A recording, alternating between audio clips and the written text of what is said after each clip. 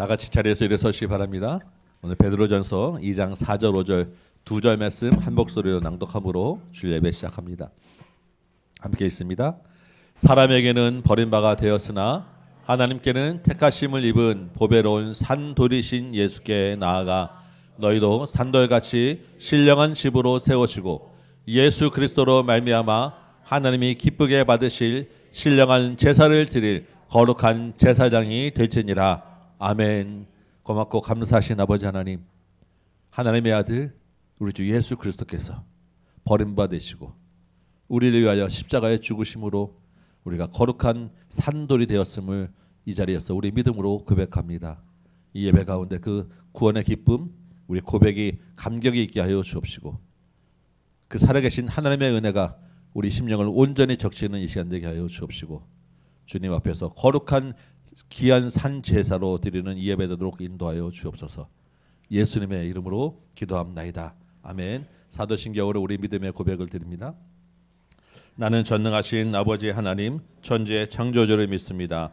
나는 그의 유일하신 아들 우리 주 예수 그리스도를 믿습니다.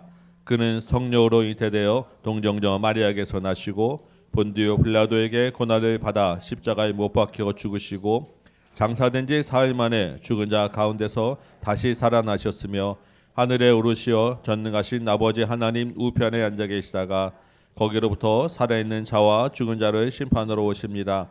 나는 성령을 믿으며 거룩한 공교회와 성도의 교제와 죄를 용서받는 것과 몸의 부활과 영생을 믿습니다. 아멘. 앉으시기 바랍니다. 543장입니다. 찬양합니다.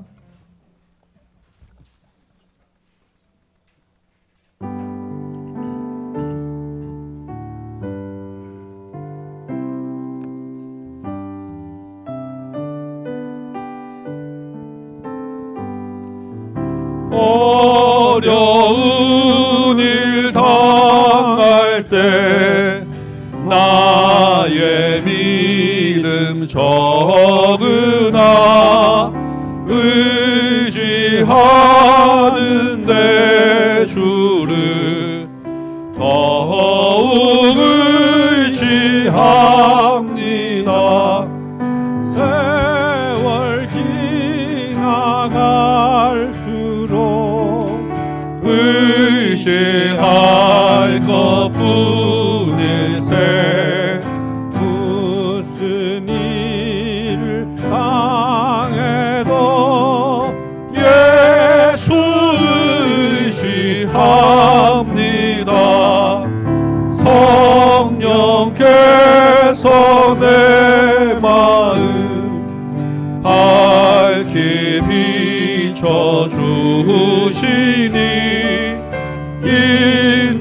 인도하심 따라서 줄만 의지합니다.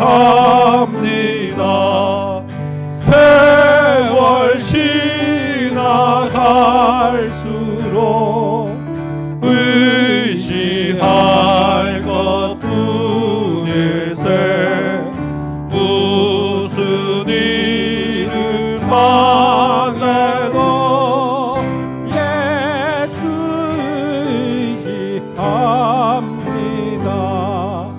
밝을 때의 노래와 어두울 때의 기도로 위태할 때 도움을 주께 간구합니다. 세월 지나갈수록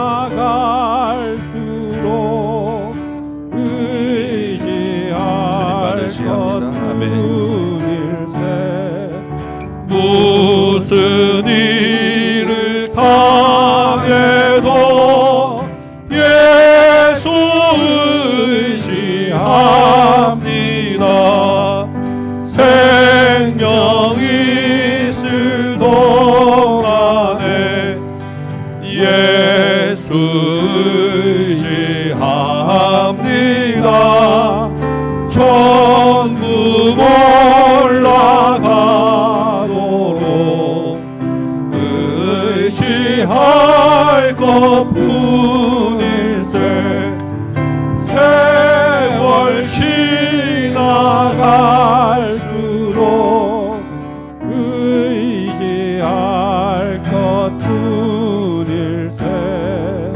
무슨 일을 당해도 예수 의지합니다.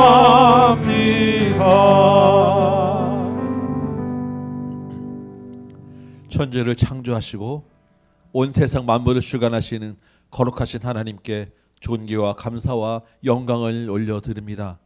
이 예배가 그 하나님의 이름을 온전히 높이는 예배되게 하여 주옵소서. 주님 홀로 영광 받아 주옵소서. 우리가 그 하나님의 크신 은혜로 거룩한 하나님의 백성 되어 이 자리에 서게 되었음을 감사와 영광으로 드립니다.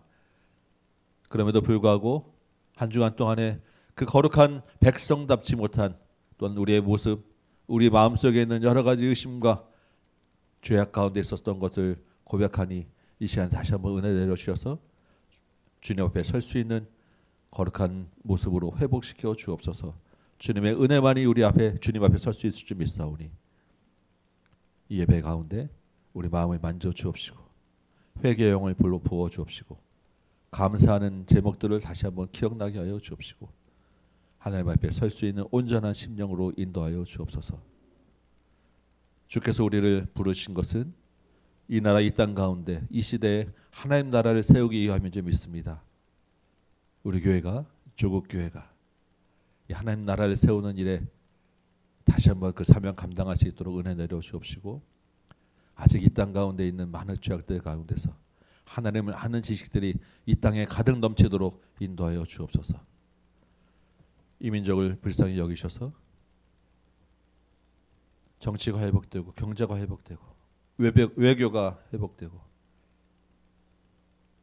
주님의 교회가 회복되어지는 은혜를 내려주옵시고 땅끝까지 이르러 복음 전하는 사명 감당할 수 있도록 또한 도와주옵소서. 예배 가운데 말씀 듣는 심령들이 열리게 하여 주옵시고 보이는 것만 믿는 것이 아니라 살아계신 주님의 음성을 듣고 믿는 귀한 믿음으로 바꿔지도록 인도하여 주옵시고 말로만이 아니라 삶에서 참으로 열매 맺는 신앙으로 인도하여 주옵소서. 초청잔치를 앞두고 있습니다. 주님 작정한 영혼들에게 은혜를 내려 주옵시고 하나님의 놀라운 은혜로 완고한 심령들이 무너지고 예수 그리스도를 주로 고백하는 큰 은혜가 있게 하여 주옵소서. 선교지 가운데서 함께하여 주옵시고 우리의 모든 기도와 간구 가운데 우리 모든 가정과 지체들 가운데 은혜로 함께하여 주옵소서. 예수님의 이름으로 기도합나이다. 아멘.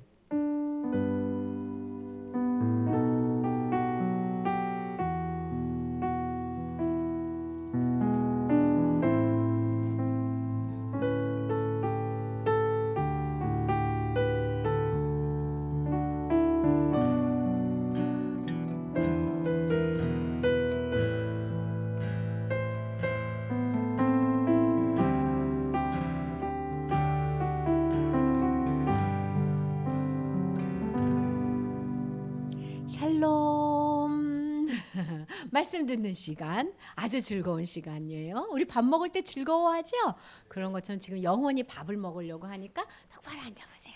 아, 내 영혼이 하나님 앞에 밥 먹는 시간이다 이렇게 생각하고 오늘은 믿음으로라는 하나님의 말씀 볼게요. 하나님은 예수님이 밤에 늦도록 말씀을 전하시고 배를 타고 건너가셨죠. 근데 가는 중에 어떻게 됐죠? 폭풍을 만났지만 예수님이 잠잠케 하셨어요.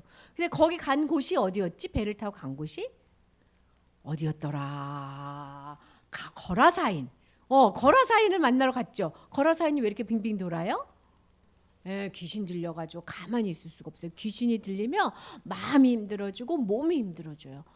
그렇다 그랬죠. 그래서 예수님이 거라사인을 보자마자 어떻게 했다고? 속으로 먼저 더러운 귀신아 그 사람에게서 나와라. 그러니까 그 귀신이 어디 가겠다 그랬어요. 자기 이름은 뭐래? 군대. 그래서 자기는 너무 숫자가 많으니까 여기서 나가게 되면은 어디 가야 될지 모르니까 돼지떼에 들어가게 해주세요 했더니 돼지 속에 쏙 들어가니까 돼지가 어떻게 됐어요? 그래, 귀신은 이렇게 나빠. 이렇게 나쁜 게 귀신이야. 처음에는 막 좋게 나가오지만 점점 나쁜 게 귀신이거든요. 그래서 돼지떼가 다 죽었어요. 그리고 거라사인이 옷을 딱 입고 예수님 옆에 딱 있으니까 사람들이 너무 놀래가지고 예수님 대단하다. 군대 귀신도 이겼다. 이랬으면 그 예수님을 잘 따라야 되는데 뭐라고 얘기했냐면 우리를 떠나가세요. 그래서 예수님이 거라사에서 다시 배를 타고 다시 어디로 왔냐면 가버나움으로 온 거예요. 오늘은 여기서부터야. 이 가버나움에도 놀라운 일이 있었어요. 가버나움에 가자마자 어떤 사람이 예수님한테 와서 무릎을 탁 꿇으면서 예수님 도와주세요. 왜 갑자기? 우리 딸이 죽게 되었습니다. 제발 우리 집에 와가지고 우리 딸을 위해서 기도해 주세요. 그럼 우리 딸이 싹 나을 것 같아요. 죽을 것 같아요. 움직일 수도 없어요. 밥도 못 먹어요. 물도 못 먹어요. 애가 누워가지고 막 죽으려고 그러는 거야. 그래서 그 아빠가 막 살려달라는 거야. 이 아빠 이름이 뭘까? 성경에 뭐라고 써 있냐면요, 회당장 야이로 이렇게 써 있어요. 회당장이 뭐지? 예수님이 살았을 때는 회당이라는 곳이 있었어요. 교회처럼. 그 교회 회당에서 하나님 말씀도 배우고 회의도 하고 사람들이 모이는 곳이었어요. 그 회당을 관리하는 가장 높으신 사람이어서 주로 바리새인들이었고 옷도 멋지게 입고 사람들이 막 존경하는 사람이야. 근데 그때 예수님은 바리새인들이 귀신 들렸어 이러고 예수님 싫어할 텐데 회당장인데도 아니야, 우리 아이가 지금 죽게 되었어. 12살뿐이 안 된 아이가 죽게 되었는데 누구면 살려줄 수 있을까? 예수님이면 살려줄 수 있을 것 같아. 예수님 얘기 들어보니까 거라사 귀신도 내쫓고 중풍병자도 살리고 귀신 들린 사람도 다 살린 거 보니까 하나님, 예수님은 우리 아이를 살릴 수 있을 것 같아요 하고 믿음이 딱 생긴 거야. 그래서 이 믿음을 잡고 예수님한테 가서 예수님 우리 아이를 살려주세요. 뭐가 생겼다고요? 믿음. 예수님에 대한 소문을 듣고 믿음이 생긴 거예요. 말씀을 들으면 믿음이 생겨요. 그래서 예수님한테 가고 싶어요. 그래가지고 예수님이 가버나움으로 온다는 소리를 듣고 가자마자 고개 앞에 있다가 예수님 하고 예수님 발을 잡고 우리 집에 가주세요. 우리 딸을 살려주세요. 예수님이 좋아. 네 믿음이 그런 믿음이 있으니까 너희 집에 가자 하고 가는데 세상에 사람들 몇 명인 거야. 하나 둘 셋 넷 다섯 여섯 엄청 많은 사람들이 예수님을 막 따라가는 거야. 예수님이 왔다고 구경났다고. 그러니까 이 회당장의 가슴에 콩강콩강거려. 아이고 길 좀 비켜보세요. 우리 딸이 죽게 생겼다고요. 빨리 비켜보세요. 우리 예수님 빨리 우리 집에 가야 돼요. 막 그러면서 막 길을 비키고 가는데 잘 봐봐요. 그림 속에 숨은 그림. 누가 예수님을 만지고 있는 손이 있는데 찾았어요? 짠! 보여요? 뭐 누가요? 손 하나가 예수님 옷자락을 탁 잡은 거예요. 바람에 날리는 옷자락을. 이거 누구지? 우리 한번 볼까요? 짠! 어머, 어떤 아줌마네? 어떤 아줌마가 예수님을 탁 잡았어. 못 가게 하려고 그러는가? 못 가게 하려면 어떻게 해야 돼요? 옷을 많이 잡아야 되는데 예수님 옷자락 끝만 살짝 잡은 거예요. 누구도 모르게? 예수님도 몰라. 내가 이렇게 잡는 거 예수님도 몰라라 하고 살짝 잡는 거. 왜 이럴까요? 이 아줌마는 병에 걸린 아줌마예요. 이 병이 얼마나 오래됐었냐면 성경에는 12년 동안 아팠대요. 되게 많이 아팠겠죠. 시아 몇 살이에요? 시아가 태어나기 전부터 아픈 거예요. 12년을 아팠으면. 그런데 이 병을 고치려고 엄청 많은 의사를 쫓아다녔대요. 이 의사가 하라는 대로 해보고 저 의사가 하라는 대로 해보고 막 했는데도 병이 안 나가지고 뭐만 많이 썼을까요? 돈만 많이 쓰고 이제 돈도 없어. 엄청 아파가지고 돈도 없었는데 돈만 없는 것뿐만 아니라 이 병에 걸리면 어떤 사람하고도 말하면 안 돼. 그 사람 곁에 가면 안 돼. 더러운 병인 거야. 그래서 사람들이 부정하다 이렇게 얘기했었어요. 더러운 병이다, 가까이 오지 마라. 그래서 혼자 있는데, 그러니까 예수님께도 사실은 가까이 가면 안 되니까. 그런데 왜 예수님 옷을 살짝 만졌을까? 예수님 더러워져라 이랬을까요? 아니에요. 왜 그랬냐면 이 아줌마 안에 믿음이 있었어. 아마 예수님이 뭐 지나갈 때 내가 예수님 옷끝만 살짝 만져도 이 병이 나을 거야. 대단한 믿음이죠. 목사님은 그렇지 않았을 것 같아. 예수님 날 좀 보라고요 이랬을 것 같아. 그래야 나을 것 같아. 근데 예수님은 몰라도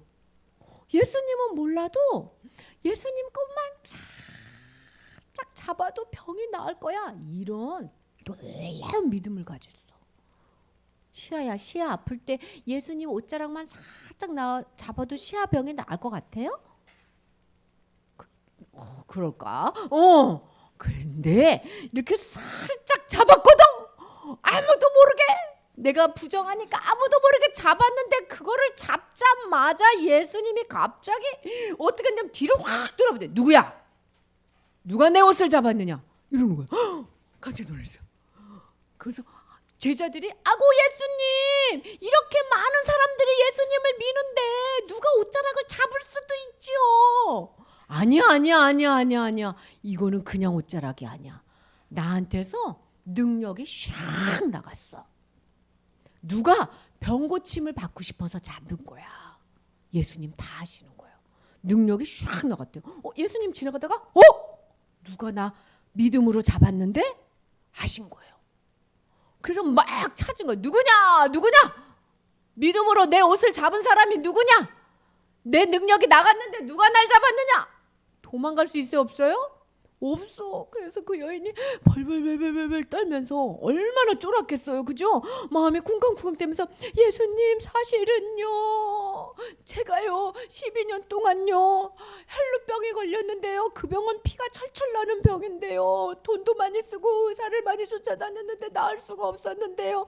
예수님 옷자락만 잡으면 나을 것 같아가지고 아주 살짝 잡았어요. 근데요 갑자기 피가 딱 멎었어요.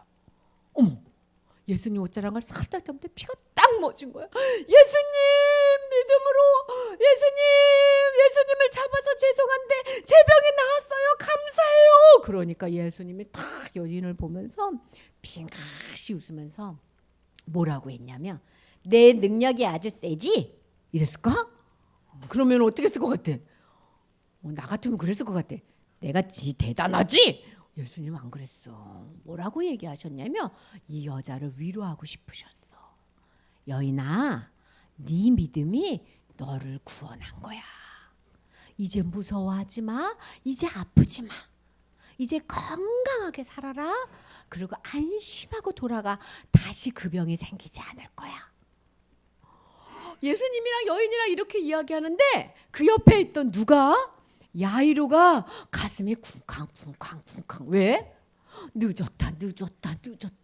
우리 딸 죽고 있는데 빨리 가야 되는데 저 여자는 왜 저렇게 말을 많이 하나 이랬을 거야. 지금 어디로 가고 있었어요? 딸을 고쳐주러 가는 길에 여인을 또 만난 거야. 그러니까 예수님이 그 여인한테도 막 위로해주고 있는 거야. 그러고 있는데 야이로 집에서 어떤 사람이 막 들어오더니 회당장님 딸이 죽었어요. 예수님이 이제 올 필요 없어요. 이제 예수님 괴롭게 하지 마세요. 귀찮게 하지 마세요. 딸이 죽었어요. 회당장이 갑자기 어떡해 조금만 일찍 갔으면 하고 그냥 울었을 거예요. 근데 예수님이 갑자기 회당장을 딱 보시더니 뭐라고 얘기하시냐면 믿기만 해. 두려워하지 마. 믿기만 해. 걱정하지 마. 믿기만 해. 뭐 하기만 하라고요? 믿기만 해. 믿음이 최고야. 네 믿음이 너를 구원했다. 여자에게도 믿음을 얘기하더니 회당장 할아버지에게도 아저씨에게도 믿기만 하라. 뭐가 제일 중요해요? 믿음이 중요한 거야. 믿음이. 그래서 가보자. 그리고 갔더니 진짜로 아기가 어떻게 됐을까? 죽었어. 죽으면 어떻게 되냐면 사람이 딱딱해져. 사람이 몸이 차디차지면서 점점 식으면서 딱딱해지니까 그리고 코에서 바람이 안 나와요. 죽으면. 그 사람들이 다 확인하고 죽었구나 하고 막 울고 있는데 예수님이 들어오셔서 뭐라 그러냐면 그 아이 안 죽었다. 잔다. 에이? 미쳤나 봐.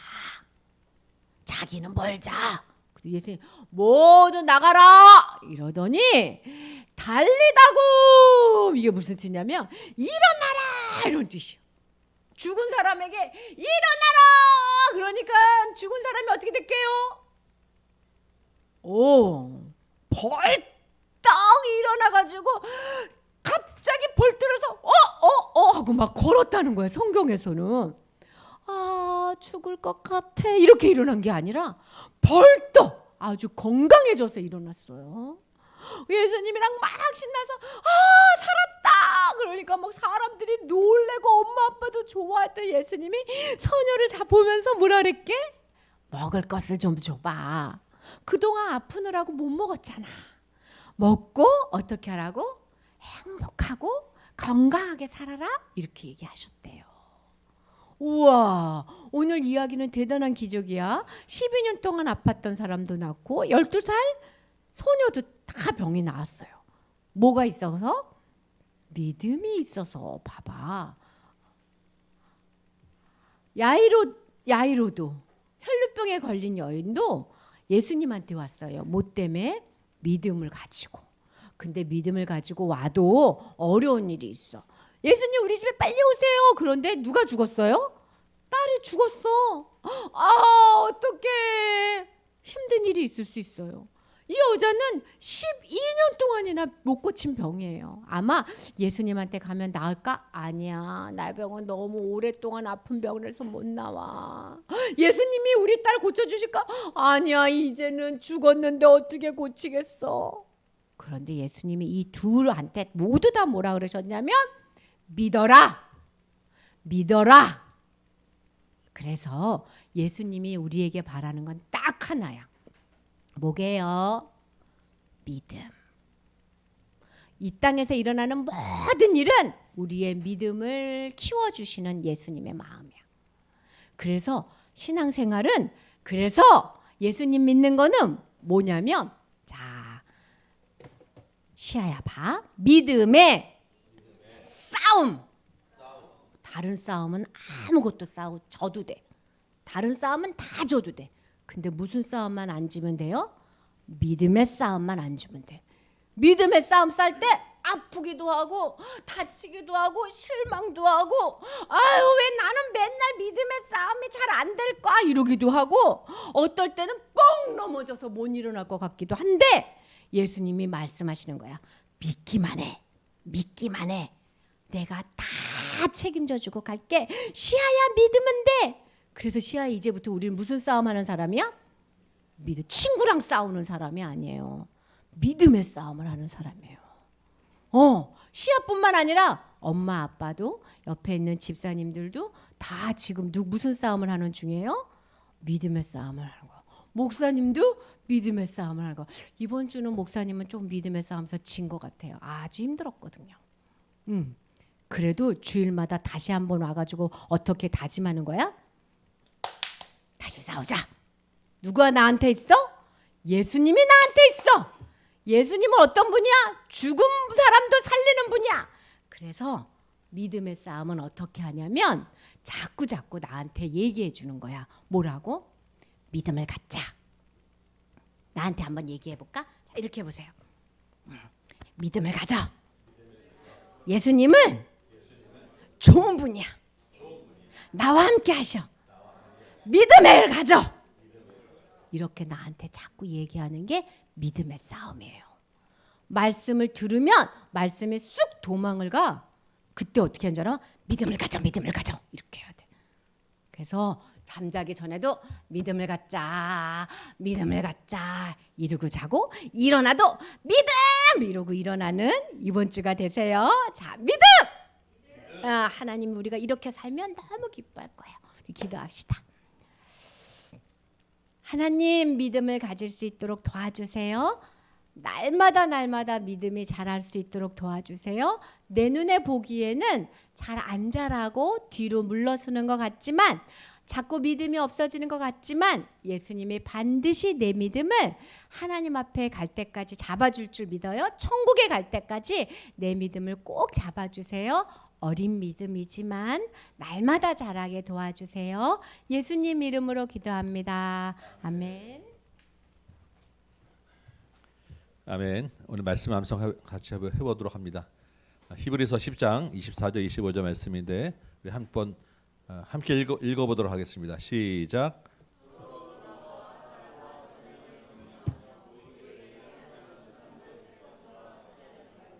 오직 권하여 그날의 가까움을 볼수록 더 그리하자. 예, 한번 외워보도록 합니다. 한 번씩 주일날 외우는 게 별거 아닌 것 같은데 입술로 한 번씩 자꾸 우리가 말하고 귀로 듣게 하는 것이 우리 믿음을 그 사이에 자라게 하고 있는 것입니다. 여러분 소중하게 이 시간에 한번 외워보시기 바랍니다.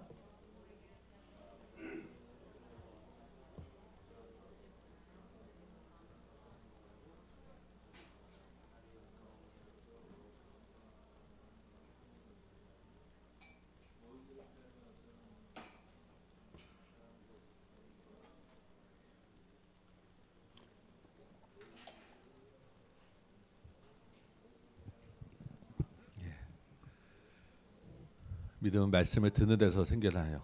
내 입으로 내 귀에 말씀을 들려줄 때 많이 연습할수록 믿음이 그만큼 자라나는 거예요.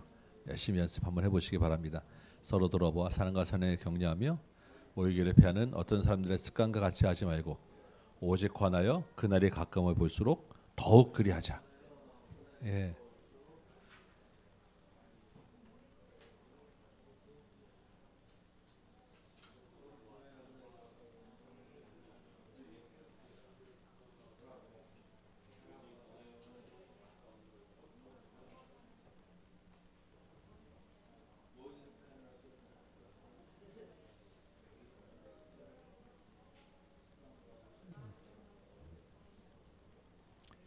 서로 돌아보아 사랑과 선행을 격려하며 모이기를 피하는 어떤 사람들의 습관과 같이 하지 말고 오직 관하여 그날에 가까움을 볼수록 더 그리하자. 네.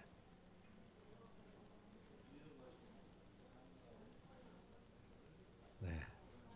말씀 외우면서 여러분 스스로 또 서로 사랑과 선행을 격려하시기 바랍니다. 그 마음으로 주님이 가까움을 볼수록 더욱 결단해서 모이자. 네, 마음으로 또 결단해 보시기 바랍니다. 우리 같이 한번 연습 한번 해봅시다. 조금 부족하더라도 하다 보면 옆 사람 따라서 같이 넘어가는 거니까 해보도록 합니다. 시작. 서로 돌아와 사랑과 선행을 격려하며 모이기를 피하는 어떤 사람들의 습관과 같이 하지 말고 오직 권하여 그날이 가까움을 볼수록 더욱 그리하자. 한 번 더 해봅니다. 시작. 서로 돌아보아 사랑과 선행을 격려하며 모이기를 피하는 어떤 사람들의 습관과 같이 하지 말고 오직 권하여 그날이 가까움을 볼수록 더욱 그리하자. 네, 아멘. 일어나서 우리 같이 한번 암송하고 오늘 말씀 또 듣도록 하겠습니다.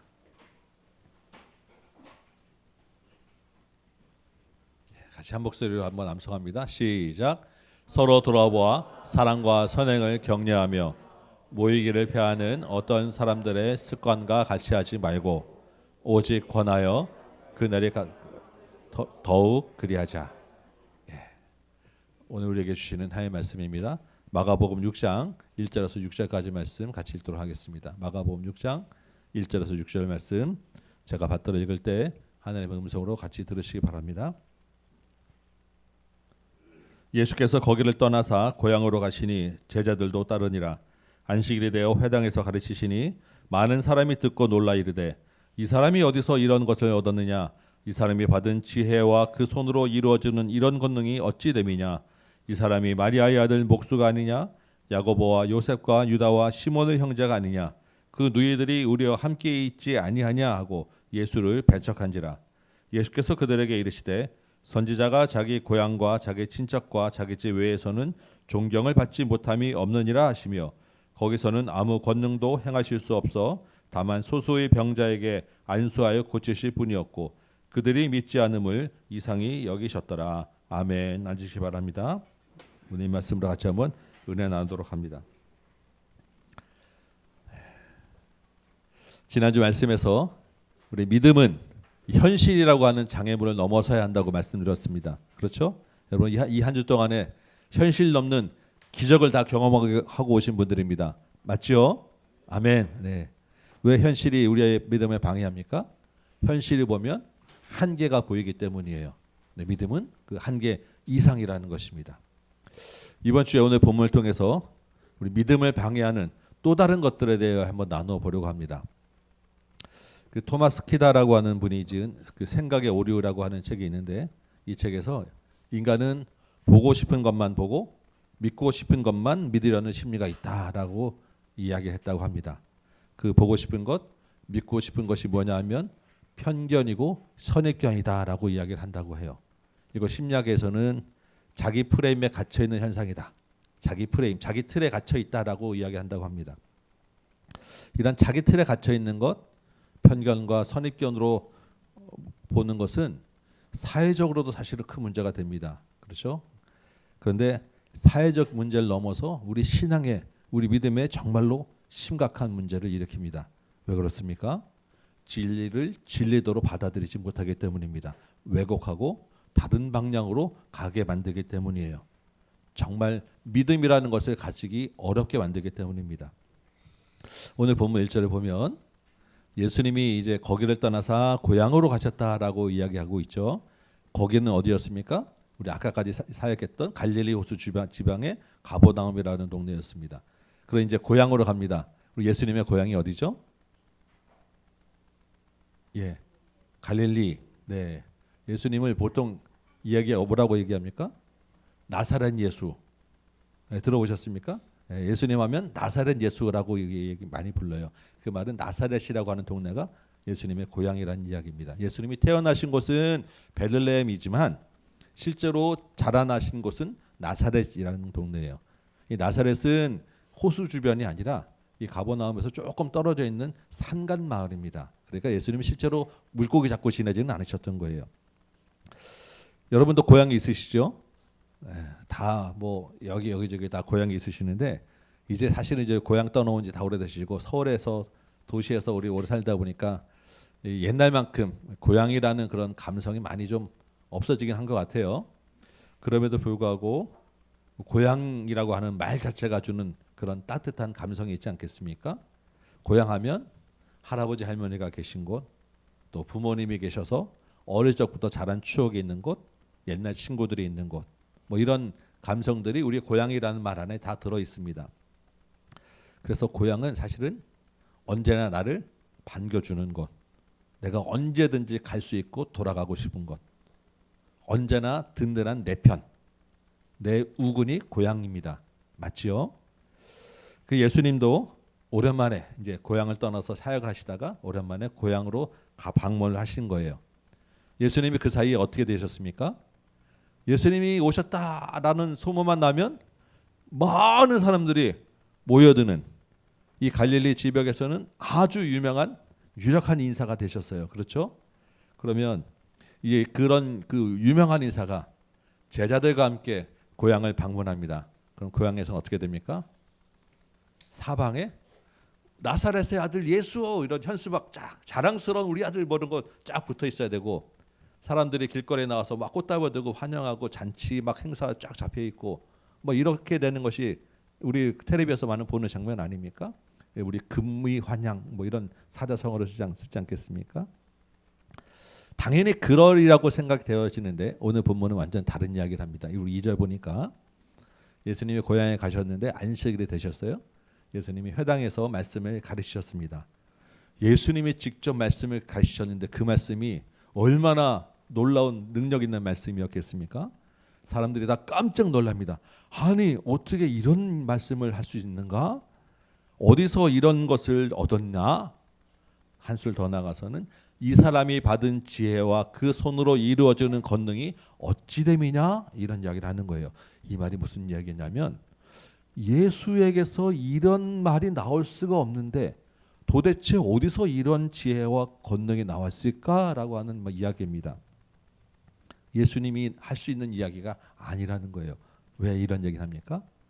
예수님은 이 고향 사람이기 때문에 본문에 보니 성경에 보니까 이 사람이 마리아의 아들 목수가 아니냐라고 이야기하는 거예요.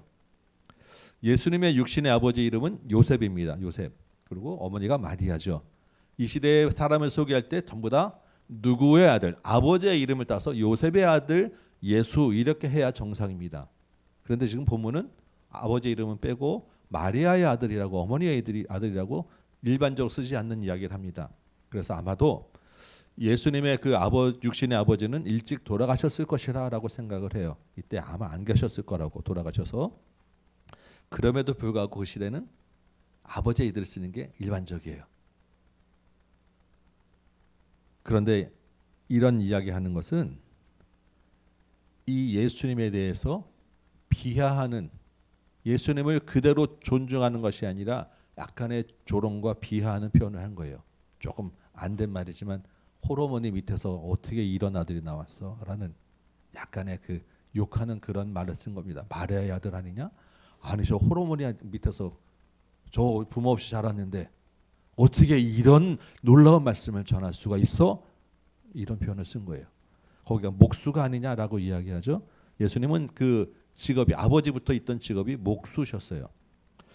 목수가 좋고 나쁘다를 떠나는 얘기하는 게 아니라 하루 종일 육체적인 노동 이런 일을 하던 그 목수가 아니 명문대학 나오고 유학 갔다 온 사람에게서나 들을 수 있는 이런 이야기를 한다고? 도대체 맨날 나무질을 하고 이런 사람이 어디서 언제 저런 공부를 했을까? 이런 이야기를 하는 거예요. 결국 전부 다 예수님에 대해서 그 말씀의 능력을 인정하지 않고 도대체 어떻게 된 일이냐, 도대체 무슨 천지개벽한 일이냐라고 예수님에 대해서 퀘션 마크를 다 붙이는 것입니다. 이어서 또 뭐라고 이야기합니까? 예수의 동생들 형제가 여기 있지 않느냐, 그 자매들이 여기 있지 않느냐. 이 이야기는 무슨 이야기입니까? 예수는 어릴 적부터 내가 잘하는 거 보고 자란 아이인데,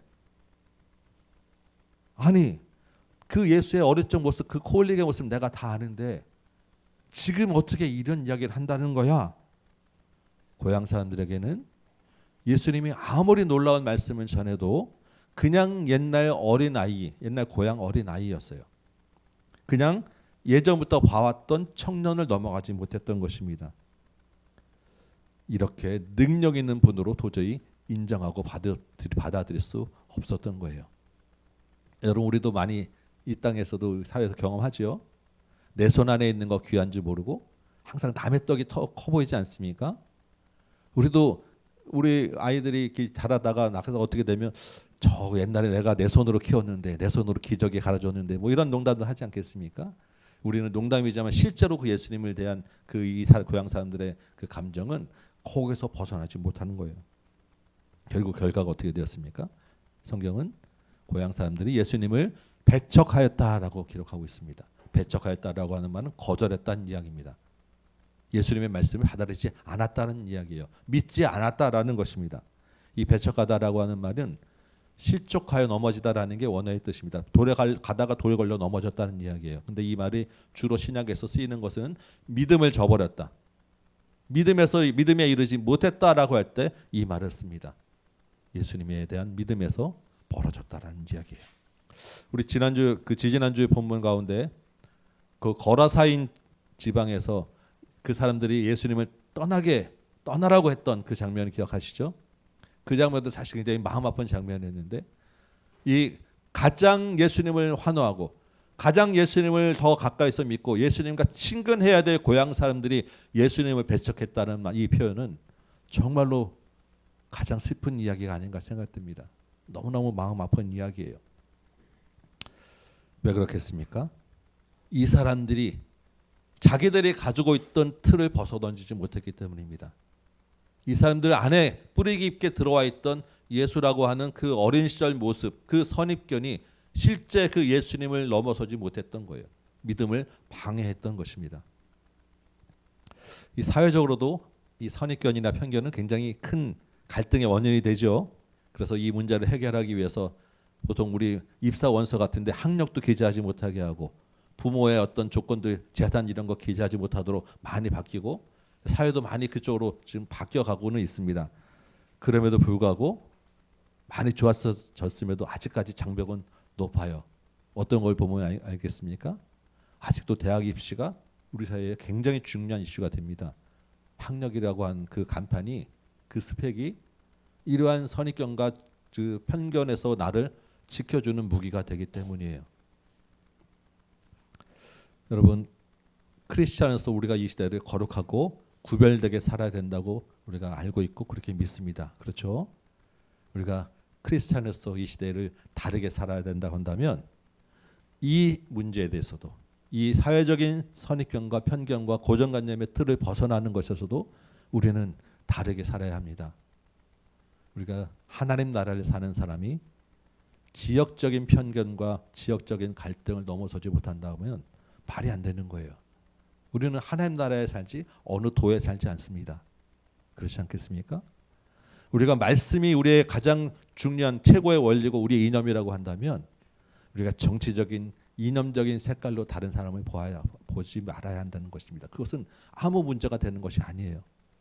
학력이나 외모나 재산이나 이런 것들은 하나님 나라에서는 아무 쓸데가 없고 그것 가지고는 하나님 나라에 들어갈 수 있는 어떤 조건도 되지 않아요. 그렇다고 하면 정말로 우리가 먼저 그러한 여러 가지 조건들을 버리는 것을 앞장서야 합니다. 우리가 바뀌면 세상이 바뀝니다. 그런데 교회 안에서조차 그러한 편견을 넘어서지 못하면 세상은 바뀔 수가 없어요. 우리나라에 6만여 개 교회가 있다고 합니다. 숫자가 정확하진 않지만 대략 1,000만을 오가는 우리 크리스찬 기독교인이 있습니다. 그런데 이 사회가 여전히 바뀌지 않는다고 하는 것은 우리의 문제입니다. 저와 여러분, 한 사람이 바뀌면 시대가 바뀌고 사회가 바뀌어지는 거예요. 그게 거룩하고 구별되는 사회, 우리의 사명입니다. 선입견과 편견 같은 외적인 고정관념의 틀들을 우리가 먼저 작은 것 하나에서 벗어나는 저와 여러분 되기 원합니다. 사회적으로도 이러한 것이 문제가 되지만 아까 말씀드렸듯이 우리 신앙의 믿음에 더욱더 문제가 됩니다. 온전한 믿음을 가지지 못하게 하기 때문이에요. 오늘 본문 4절 말씀 볼까요? 예수님 뭐라고 하십니까? 선지자가 자기 고향과 자기 친척과 자기 집 외에서는 존경을 받지 못함이 없느니라. 그러니까 고향 말고는 다른 데서 다 존경을 받았는데 고향에서만 지금 존경받지 못했다라는 이야기죠. 그리고 그 고향에서는 아무 권능도 행하실 수 없었다라고 성경이 기록합니다. 그동안 예수님은 가는 곳마다 큰 성공을 거두셨어요. 사람들이 많이 모일 수 있는 병을 고치고 귀신을 내쫓고 죽은 사람 살리고 풍랑을 잔잔하게 하셨습니다. 정말로 뿌리는 족족 30배, 60배, 100배의 열매를 거두셨어요. 그런데 정작 가족과 친척이 있는 고향에서는 실패하셨다라는 이야기를 지금 성경이 그대로 기억하고 있는 것입니다. 예수님의 사역에도 실패가 있었다는 거예요. 아니 여러분, 전능하신 하나님의 아들이 능치 못하실 일이 전혀 없는 분이 어떻게 실패를 할 수 있습니까? 어떻게 아무 권능도 행하실 수 없다고 말하겠습니까? 아니 그럼 능치 못한다는 말은 거짓말입니까? 그런데 성경은 그럴 수 있다라는 거예요. 왜요? 예수님의 능력이 한계가 있었기 때문에가 아닙니다. 능치 못할 일이 없다는 것이 거짓말이 아니기 때문에 그런 것이 아니에요. 왜냐하면 믿음이 없었기 때문에 그렇다라고 이야기하는 것입니다. 예수님이 그 능치 못할 일을 행하는 모든 그 바탕에는 믿음을 도구로, 믿음을 통로로 쓰시기 때문이에요. 예수님이 무엇이든지 할 수 있습니다. 그러나 믿음이 없는 기적은 전혀 예수님을 알게 하지도 못하고 믿음이 없는 능력은 그 생명을 구원해내지 못하기 때문에 그 믿음의 그 기적과 권능을 행하시지 않으신다라는 것입니다. 못하는 게 아니라 안 하시는 거예요. 오히려 믿음이 없는 기적은 그 사람을 생명을 빼앗아 갈 수 있기 때문에. 그래서 믿음 없는 이곳에서 고향에서 아무 권능도 행하지 않으신 것입니다. 그런데 그 뒤에 보니까 그 가운데 소수는 병고침을 받았다라고 또 기록되어 있죠. 모든 사람이 믿음이 없는 줄 알았는데 그 중에 또 소수 몇 명은 믿음이 있는 사람이 있었다라는 거예요. 그 사람들에게는 예수님이 권능을 행하셔서 병을 고쳐주셨다라는 것입니다. 여러분, 예수님이 우리 고향 땅에서는 분명히 실패를 하셨어요. 그런데 앞으로 예수님은 더 큰 실패를 하실 것입니다. 어떤 실패를 하십니까? 십자가에 달려 죽는 실패를 하시는 거예요. 사역이 완전히 끝나는 것 같은 비참한 그런 실패를 당하시는 것입니다. 누구에게? 가장 열렬하게 환호했던 그 땅 백성들에게 배신당해서 비참하게 죽으시는 실패를 하는 것입니다. 우리가 다 알다시피 예수님의 그 거절과 십자가는 무엇 때문입니까? 우리의 죄 때문에, 우리를 죄를 대속하기 위해서 예수님은 십자가에 달리신 거예요. 그런데 그 우리의 죄를 대속하기 위해서라고 할 때 그 우리의 죄가 무엇입니까? 우리가 무슨 죄 때문에 예수님 십자가에 달리셔야 했습니까? 우리가 무슨 거짓말하고 도둑질하고 이런 죄 때문에 예수님 십자가에 달리셔야 했습니까? 예수님이 십자가에 달리셔야 하는 우리의 죄는 예수를 믿지 않았던 죄입니다. 예수님을 알지 못했던 그 믿음 없는 죄 때문에 예수님이 십자가에 달리신 거예요. 그 예수를 믿지 못하게 하는 원인이 어디 있었냐고요. 지난주에 했던 우리 현실이라는 벽도 있었고, 오늘 본문에서 나오는 이 고정관념과 선입견과 틀이라고 하는 그것이 예수를 십자가에 못 박게 하는 믿음 없는 죄로 연결되었다라는 것입니다. 우리가 자기 틀에 갇히면 보고 싶은 것만 보고 믿고 싶은 것만 믿는다고 하였습니다. 그 말을 다시 한번 좀 생각해 보면, 나한테 유리하고 나한테 좋은 것만 보고 믿는다는 이야기입니다. 지극히 내 중심적으로, 자기 중심적으로 생각하고 보고 믿는다는 거예요. 여러분, 세상의 모든 사람들이 다 그렇지 않겠습니까? 다 내 중심적으로, 나에게 좋은 쪽으로 보고 생각을 합니다. 그 말은 나는 죄인이 아니다라고 생각한다는 거예요. 나에게 좋은 쪽으로 보는데 여러분, 내가 죄인이라고, 내가 정말 죽은 죄인이라고 여러분 생각하는 사람이 누가 있습니까? 내가 무슨 큰 죄를 졌냐고 이야기하지, 실제로 그렇게 큰 죄를 진 사람이 또 얼마나 있겠습니까? 내가 무슨 죄를 졌다고 나 때문에 예수가 십자가에 죽었다는 것을 믿으라는 얘기야. 받아들이기 어려운 이야기입니다. 우리 안에 있는 나 중심적인 선입견과 편견의 고정관념의 틀이 있기 때문에, 당신 때문에 예수가 죽었기 때문에, 당신은 지옥에 갈 수밖에 없기 때문에 회개하고 예수님을 믿으라는 말은 쉽게 받아들이시는 말이 아니에요.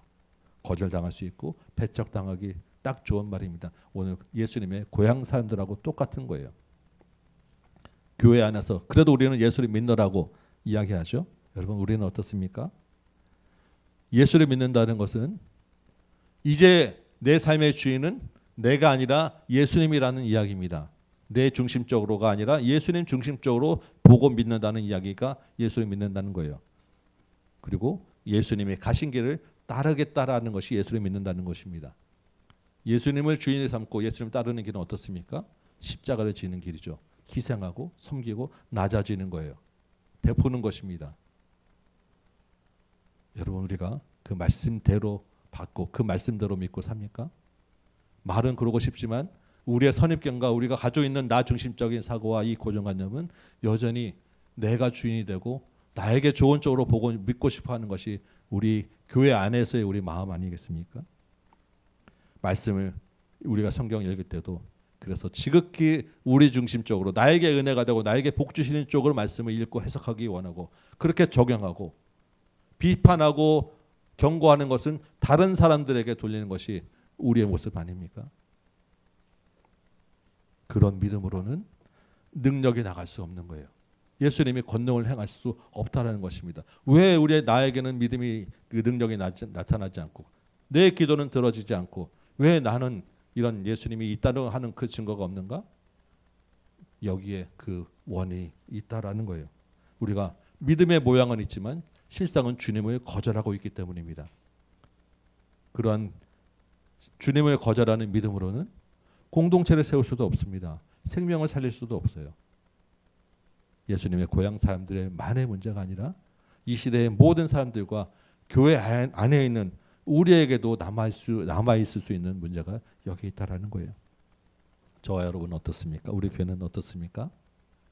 우리 안에 말씀을 말씀대로 듣지 못하게 하는, 말씀대로 믿지 못하게 하는 무엇이 있다라고 하면 여러분 돌아보셔서 버리셔야 합니다. 제거해내야 합니다.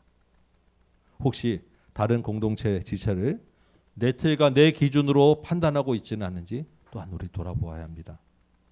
믿음의 눈으로, 말씀의 눈으로 예배하고 찬양하고 물질을 드리고 있어야 하는데 예전부터 하던 대로, 남들이 하는 대로 그냥 다른 사람들에게 보이기 좋은 적당한 수준으로 내가 예배하고 있다고 하면, 내가 말씀을 보고 그렇게 이야기하고 있다고 하면 심각한 문제입니다. 혹시 다른 사람에게 좋게 보여지는 것에만 관심이 있다고 하면 주님 앞에서 진짜로 우리 마음을 다시 한번 돌아보아야 한다는 것입니다. 선배 목사님들이 후배 목사들에게 종종 하는 이야기가 있습니다. 성도들과 너무 가까이 지내지 말라는 거예요. 아니, 목회자로서 당연히 성도들의 삶에 관심을 가지고 성도들과 가까이 있어야 하는 것이 당연한 말씀이고 또한 여러분과 마음을 나눠야 하는데, 그렇게 하다 보면 너무 오픈되어서 흉어물 없이 너무 가까워지다 보면 성도들이 자칫하면 말씀의 권위가 무너져서 말씀을 말씀대로 듣지 못하게 될 수 있다라는 이야기를 하는 것입니다. 왜냐하면 또 같이 살다 보니까 목회자도 사람인지라 실수도 하게 되고 부족한 면도 보이게 되면 그것이 틀이 되어서 목회자의 이야기가 말씀대로 들리지 않고 자꾸 선입견대로 그냥 내 친한 친구로 말씀이 떨어질 수 있기 때문에 주의하라는 말씀이에요.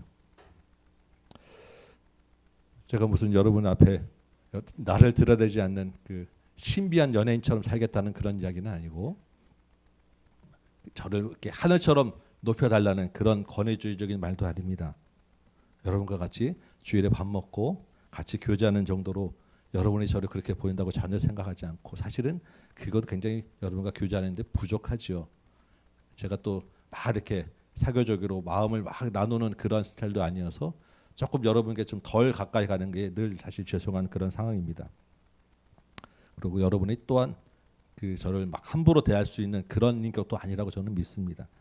그럼에도 불구하고 혹시나 있을 수 있는 우리의 사단의 틈타는 것을 위해서 우리의 말씀을 방해하고 우리의 믿음을 방해하는 것에 주의할 수 있는 것은 주의할 필요가 있겠다라는 생각을 합니다. 우리의 마음을 위해서, 우리 믿음을 위해서 말씀을 전하는 자에 대한, 저뿐만 아니라 누구든지 이 앞에서 말씀을 전하는 자에 대한 권위와 존경을 가져주시기 바라고, 충분한 그만 순종을 또한 여러분이 해주시길 부탁드립니다. 지금도 너무 잘하고 계신데 앞으로도 언제든지 사단이 틈탈 수 있는 가장 중요하고 약한 연결고리이기 때문에 우리가 늘 이 부분을 기억하자고 다시 한번 말씀을 드려요. 이해해 주시고 마음에 좀 우리를 위해서, 여러분 스스로의 말씀과 믿음을 위해서 한번 주의하시고 기억해 주시길 부탁드립니다. 함께 든든한 공동체 세워나가는 저 여러분들에게 원합니다. 오늘 본문 6절 보면 다시 한 말씀 더 나누도록 하겠습니다. 6절 그 후반부에 6절인데 7절 쪽에 붙어있는 이야기가 있습니다. 성경에서 보이십니까? 이게 6절인지 7절인지 잘 구분이 안 가는, 뭐라고 기록되어 있습니까? 이에 모든 촌에 두루 다니시며 가르치시더라. 누가 이렇게 하였다는 이야기입니까? 예수님이죠. 여러분 오늘 본문을 생각해 보면 본문에서 가장 상처받고 가장 감정이 상한 사람이 누구겠습니까? 예수님이에요. 그런데 이 구절을 보면 예수님에게서는 전혀 그러한 모습이 느껴지지 않습니다. 여러분 예수님이라고 감정이 없으셨겠습니까? 예수님이라고 마음이 안 상하셨겠습니까? 우리와 똑같은 그런 인성을 가지셨기 때문에 예수님도 마음의 상처를 받으신 거예요. 예수님도 기분이 나쁠 수밖에 없습니다. 더군다나 지금 누구랑 같이 갔습니까? 제자들 데리고 갔잖아요. 제자들 데리고 금이 환영하는 모습으로 가서 환호를 받아야 되는데 제자들 앞에서 제대로 망신당하셨습니다. 제자들 앞에서 체면이 말이 아니게 되었어요.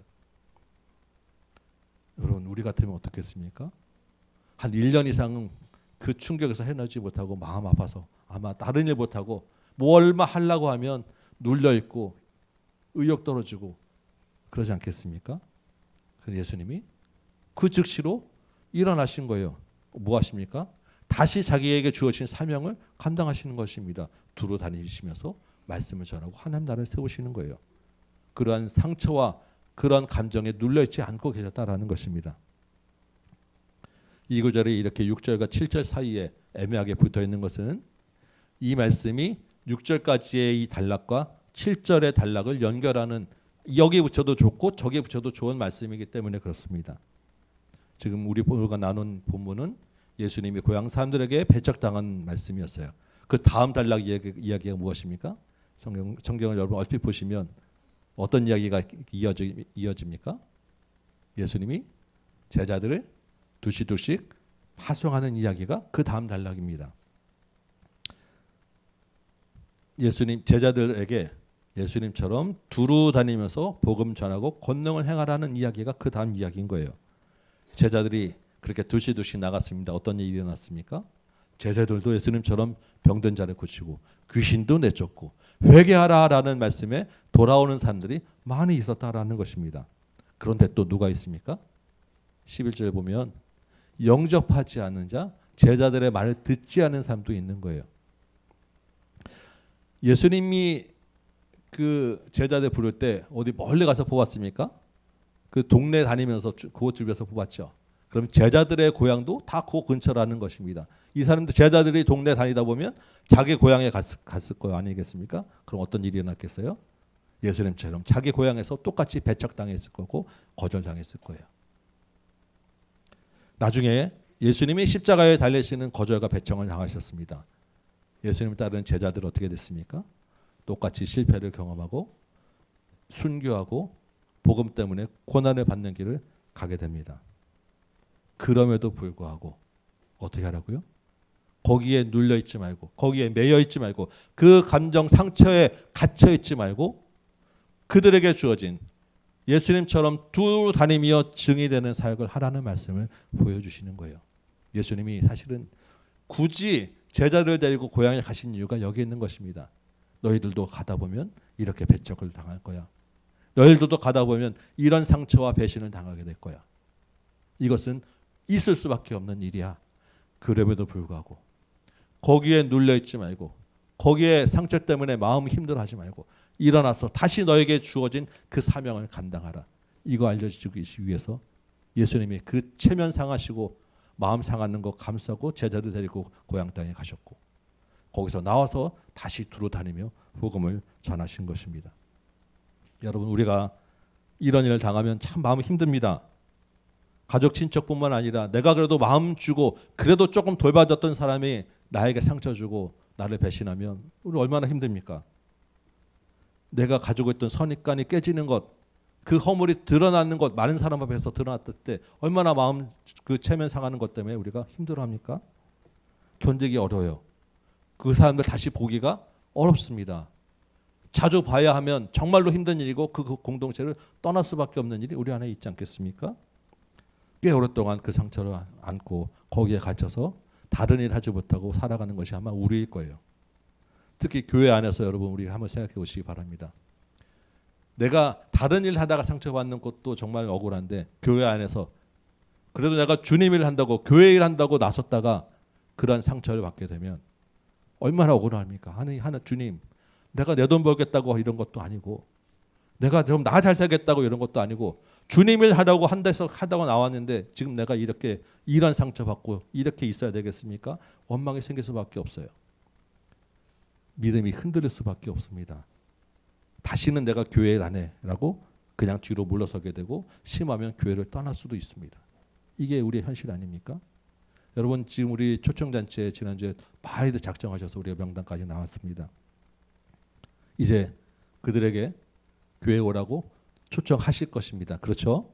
그리고 복음 전하실 것입니다. 반응이 어떨까요? 오늘 고향 사람들과 같은 반응이 나올 수 있습니다. 여러분과 특히 가까운 가족과 친척에게는 그런 반응이 나올 수가 있어요. 이미 작년에 재작년에 많이 당하셔서 마음 상해서 이번에 또 안 적으신 분도 있으실 거예요.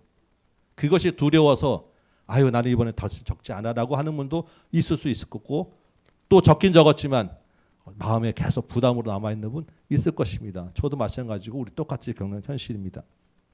여러분, 그래서 주저하시겠습니까? 그래서 물러나시겠습니까? 그들에게 받는 상처와 상한 감정으로 우리 믿음이 흔들리시겠습니까? 기억하시기 바랍니다. 주님도 실패하셨어요.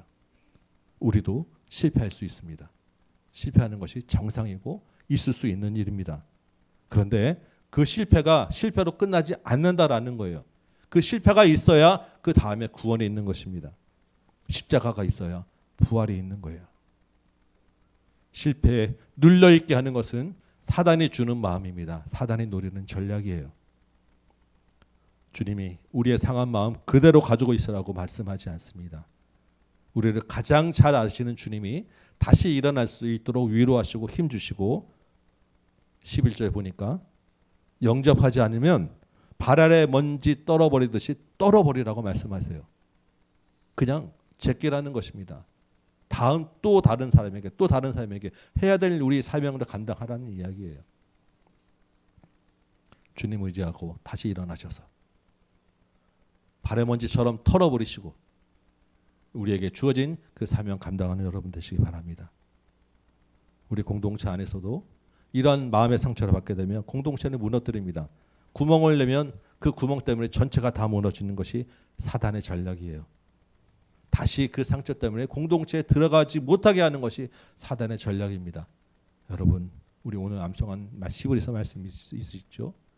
기를 쓰고 여러분 공동체에 들어가셔야 돼요. 상처받으면 또 떨어내고 또 들어가고 그것이 내가 살 길입니다. 또 상처받으면 그 다음에 발에 털어버리고 또다시 들어가고 또다시 들어가고 어떻게 하든지 공동체 안에 붙어 있어야 우리 믿음이 삽니다. 우리 영혼이 살아요. 사단에게 속지 마시고 눌려있지 마시고 일어나는 여러분 되시기 바라고 하루하루 그날의 가까움을 볼수록 더 그리하는 여러분 되시기 바랍니다. 이제 말씀을 정리해 봅니다. 예수님은 가장 환대받아야 할 고향에서 배척당하셨어요. 그들의 선입견 때문에 편견 때문에 고정관념의 틀 때문에 예수님을 주로 믿을 수 없었습니다.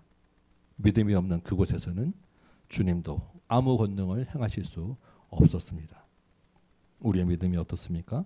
보이는 것, 보고 싶은 것만 믿고 믿고 싶은 것만 믿는 그런 믿음이 아니겠죠. 내가 주인이고 내가 중심이라는 틀 아래 있는 것도 온전한 믿음이 아닙니다. 내 틀을 벗어버리고 주님을 주인으로 믿고 순종하는 여러분 되시기 바랍니다. 오늘 말씀을 묵상하면서 믿음을 방해하는 내 안에 있는 여러 가지 조건들과 선입견과 편견들과 틀을 벗어버리는 여러분 되시기 바랍니다. 교회 안에서 사회에서 참된 믿음으로 바꿔나가는 저 여러분 되시기 바랍니다. 그렇지만 기억할 것은 그러한 믿음의 길에 늘 배척이 있고 거절이 있고 실패가 있다라는 것입니다. 주님이 이미 알고 계셨고 주님도 당하셨어요. 그럼에도 불구하고 그 길을 또 가셨습니다. 그리고 우리도 그 길로 따라오라고 말씀하세요. 주님과 함께 넘어져도 다시 일어나는 여러분 되시기 바라고 실패한 자리에서 다시 사명 감당하는 저와 여러분 되시기 바랍니다. 이 한 주간도 온전한 믿음으로 주님과 동행하는 저와 여러분 되시기를 주님의 이름으로 축원합니다. 아멘. 우리 찬송 한장하고 기도합시다. 우리 믿음의 기도라고 하는 찬송입니다. 절망 속에서 모든 문제를 넘어 내 감정을 넘어 믿음으로 주님 따르게 하여 주옵소서. 우리 가사대로 한번 고백하며 찬양하기 원합니다.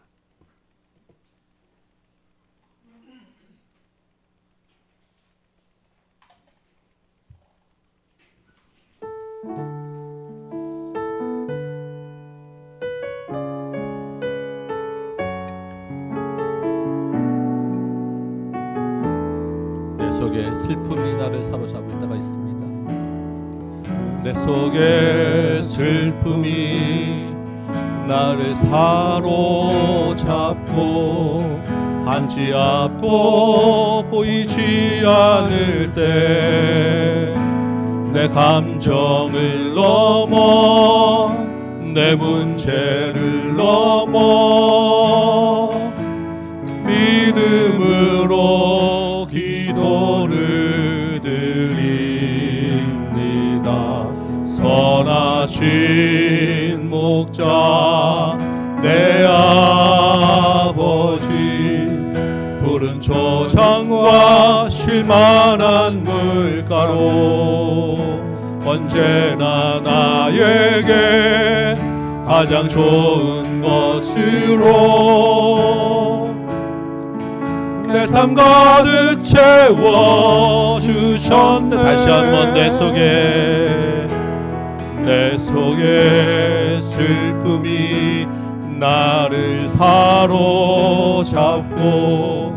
한 치 앞도 보이지 않을 때 내 감정을 넘어 내 문제를 넘어 믿음으로 기도를 드립니다. 선하신 목자 내 아버지, 푸른 초장과 쉴만한 물가로 언제나 나에게 가장 좋은 것으로 내 삶 가득 채워주셨네.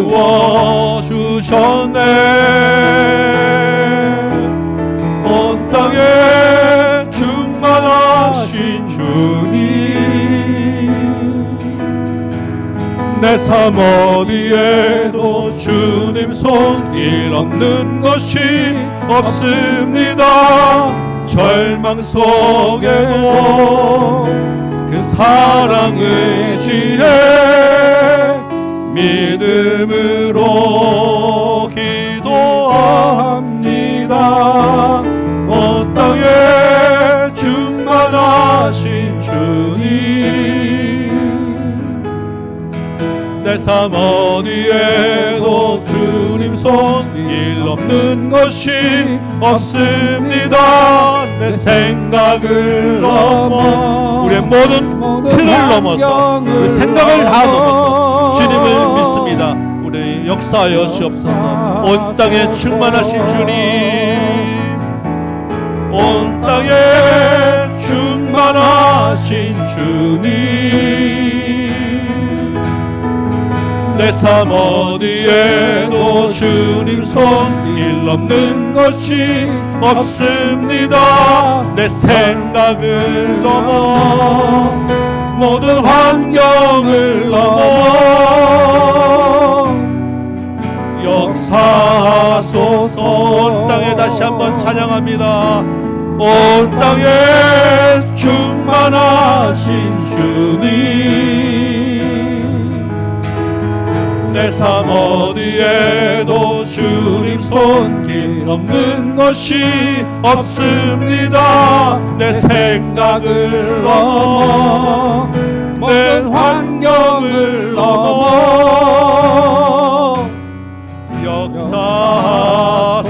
역사하소서. 아멘. 주님, 내 생각에 갇혀있지 않게 하여 주옵소서. 내 상처에 눌려있지 않게 하여 주옵소서. 내가 보는 것만 믿지 않게 하여 주옵소서. 믿음 없는 곳에서 권능히 행할 수 없었사온데 주님, 이제까지 내가 믿음이 없었습니다. 나를 용서하여 주옵시고 이제는 온 땅에 계신 주님, 그 어느 것에서도 역사하시는 그 주님을 믿고 내 모든 생각과 환경을 넘어서 주님을 따라 나서는 이 믿음으로 살게 하여 주옵소서. 우리 공동체 안에 우리 생각의 틀을 벗게 하여 주옵시고 우리나라와 우리 교회가 이 생각의 틀을 벗어서 주님과 온전히 하나 되게 하여 주옵소서. 이 일에 내가 먼저 앞장서게 하여 주옵소서. 우리 믿음으로 우리 삶을 돌아보며 회개하시고 결단하시고 주님 앞에 나가도록 한번 다시 소리내어 기도하도록 합니다. 주여, 아버지 하나님, 내 생각을 넘어 내 감정을 넘어 내 문제를 넘어 역사하시는 주님을 바라보게 하여 주옵소서. 주님, 나는 내가 가지고 있는 이 기준과 그 내 틀을 벗어나지 못하고 주님, 내가 보고 싶은 것만 믿고 내가 뭐 믿고 싶은 것만 믿고 내 틀에 갇혀서 지금 여기까지 살아왔으면 주님 고백합니다. 정말로 지극히 미련하고 지극히 나 개인적인 욕심 많은 미련한 삶을 살았사옵나이다. 정말로 믿음이 있노라 하지만 믿음이 없는 삶을 살아왔음을 고백합니다. 아버지 하나님, 그렇기 때문에 이제까지 나에게 믿음의 능력이 나타나지 못했음을 주님 고백합니다. 주여, 아버지 하나님 용서하여 주옵시고 주여, 아버지 하나님 나의 미련함 용서하시고 나의 생각에 틀을 벗게 하시고 나의 기준을 벗어버리게 하시고 내 눈을 벗어버리게 하시고 아버지 하나님 이제는 예수 그리스도의 믿음으로 주님이 나의 믿을 주인이 되어서 주님을 따라가는 그 삶으로 살게 하여 주옵소서.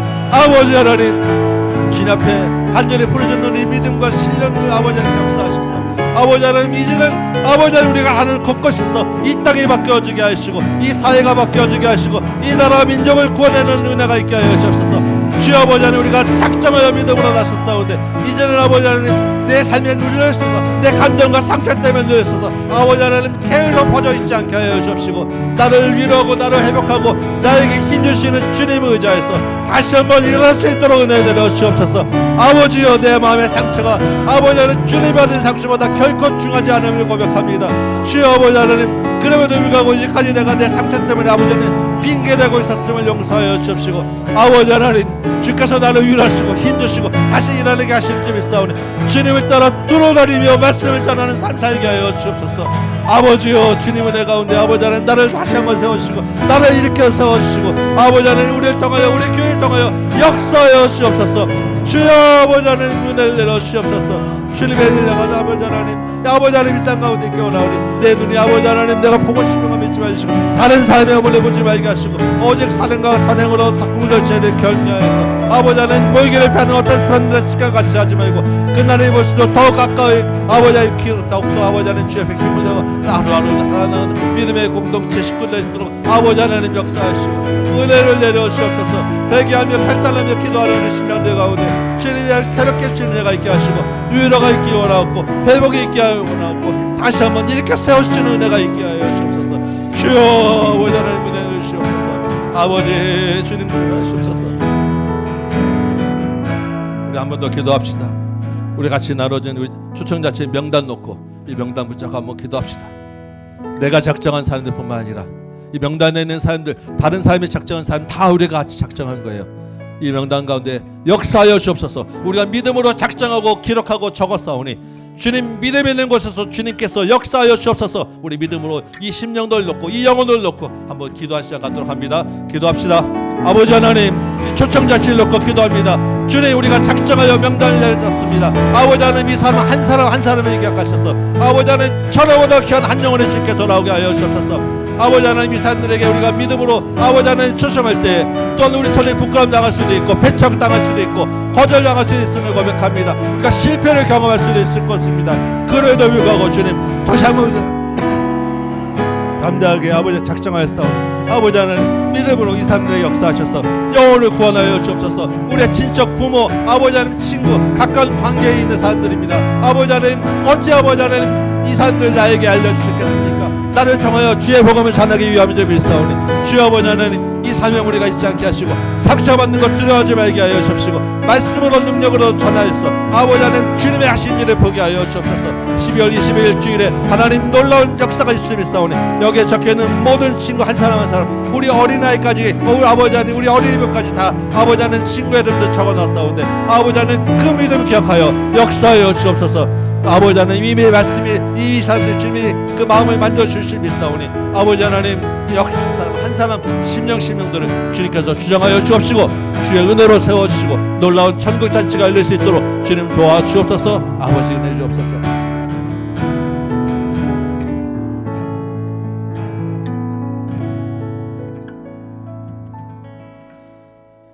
고맙고 감사하신 아버지 하나님 주님이 그 많은 실패와 그 많은 감정 상하는 것과 그 고통을 감수하고 우리를 구원해 주셨음을 우리가 다시 한번 기억합니다. 나의 믿음 없었음 내가 믿지 못하는 내 생각과 고정관념 틀 안에 갇혀 있었기 때문에 또한 고백합니다.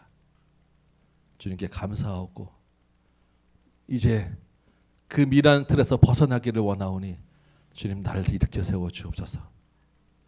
내 눈을 열어줘 주님의 권능을 보게 하여 주옵소서. 보고 싶은 것만 보고 믿고 싶은 것만 믿고 내 중심적으로 살다가 이제는 온전히 예수 그리스도를 주인 삼아 살아내는 믿음의 성도로 세워지게 하여 주옵소서. 우리 상처 때문에 마음의 감정 때문에 체면 때문에 오랜 동안 힘들어하고 눌려있고 손 놓고 있었음을 또한 고백합니다. 주님 용서하여 주옵시고 다시 일어나 그곳에서 사명 감당하는 주의 자녀 삼아 주옵소서. 믿음으로 초청하고 작정하였사오니 작정한 영혼 하나하나를 주께서 기억하시고 구원하여 주옵소서. 우리가 초청할 때 또한 거절당하고 상처받을 수 있음을 압니다. 그럼에도 불구하고 주저하지 아니하고 두려워하지 아니하고 이 사명 감당하도록 인도하여 주옵시고 그 결국엔 주께서 열매로 인도하실 줄 믿사오니 우리의 믿음으로 작정한 영혼들 가운데 함께하여 주옵소서. 생활 가운데서도 주님의 이름으로 구별되게 살며 수고하고 애쓴 열매 가지고 또한 예물 드렸사오니 주님 그 수고하고 애쓰는 손길들마다 기억하셔서 그곳에서 주님의 자녀로 거룩하게 살게 하시고 그곳에서 수고한 것에 합당한 열매 맺도록 인도하여 주옵시고 예수 그리스도의 자녀로서 풍성하게 하나님 생업에 복내려 주옵소서. 주님의 이름을 전하는 것에 부족하지 않도록 채워 주옵소서. 이제는 우리 구주 예수 그리스도의 은혜와 하나님 아버지의 크고 무한하신 사랑하심과 성령님의 감화 감동 역사하심이 여기 모인 모든 머리 위에 심령 위에 가정 위에 주의 몸된 제단 위에 이 나라의 땅 조국교회와 선교 현장 위에 이제부터 영원토록 함께 계실지어다. 아멘.